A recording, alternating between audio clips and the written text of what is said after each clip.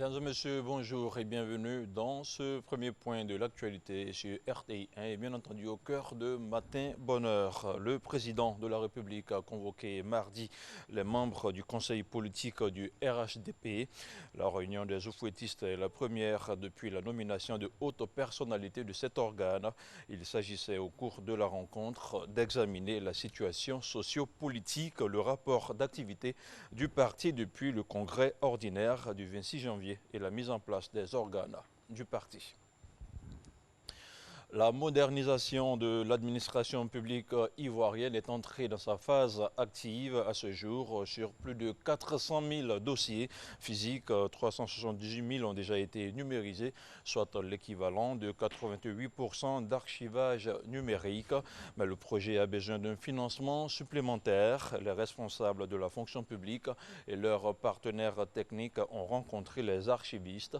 Objectif, faire le point des acquis et des difficultés liées à l'archivage. C'est un reportage de Didier Nguessan. Archiver numériquement les dossiers de la fonction publique. Ce projet d'1 milliard de francs CFA, lancé en 2016, est en cours de finalisation et nécessite des fonds additionnels. On note à ce jour 378 000 dossiers numérisés sur 428 000, soit 88% de taux de réalisation.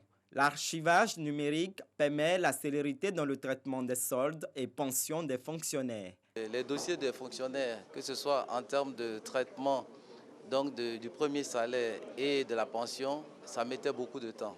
Il faut voir 1 an, 2 ans avant un premier salaire. Aujourd'hui, à partir de ce projet-là, il faut compter 3 à 6 mois pour un premier salaire pour les dossiers de pension. Ça nous a permis vraiment de gagner en temps. On a 2 grands processus essentiels qui permettent donc de faire acquisition des documents et de les traiter. C'est la gestion des processus de gestion de courrier et les processus d'archivage de façon générale. L'application, elle, quand elle vient, elle va garantir la sécurité, la confidentialité de l'information. Elle va permettre donc de la stocker et de l'indexer. Quand on dit indexer, c'est-à-dire de la retrouver de façon instantanée à des fins d'exécution de tâches, etc. Selon le partenaire technique du projet, les 2 premières phases, que sont la réhabilitation des locaux et l'archivage physique, sont réalisées depuis 3 ans. À terme, ce projet de numérisation des dossiers de fonctionnaires permettra d'avoir une administration publique plus moderne.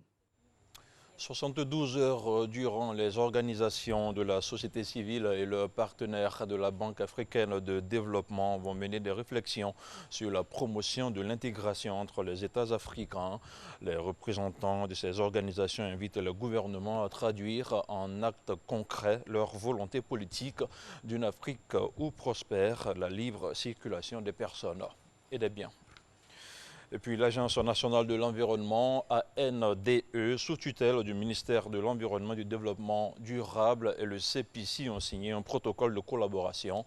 Le partenariat aura pour objectif de faire la promotion des investissements dans le domaine de l'environnement à travers une simplification des procédures et traitement des dossiers. Tout autre chose, à présent, capacité et plan d'action pour la gestion des incidents chimiques. C'est le thème d'une table ronde qui réunit plusieurs autorités de la CEDEAO à Abidjan. Une table ronde qui a démarré hier et qui devrait prendre fin demain jeudi. La réflexion va porter sur la prévention des menaces chimiques d'origine accidentelle ou terroriste. 60 participants venus de 12 pays de la sous-région ouest africaine prennent part à la rencontre. Le reportage d'Ahmed Traoré est commenté par Abou Sanogo.